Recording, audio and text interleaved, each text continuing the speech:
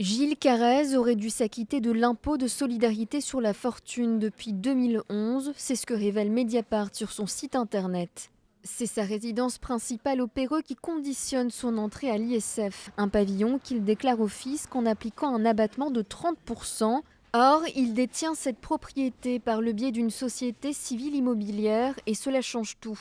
Le président de la commission des finances assure qu'il l'ignorait. Cet abattement de 30% qui est prévu par la loi, quand je payais l'ISF, je l'ai toujours pratiqué, j'ai jamais eu la moindre observation des services fiscaux.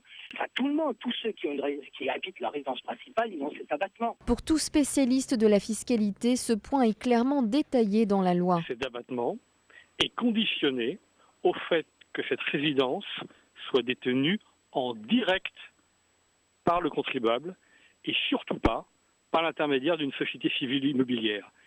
Si tel est le cas, dans ce cas-là, le contribuable ne peut pas bénéficier de l'abattement. Gilles Carrez est convoqué par le fisc du Val-de-Marne dans une dizaine de jours. Il pourrait être soumis à un redressement fiscal.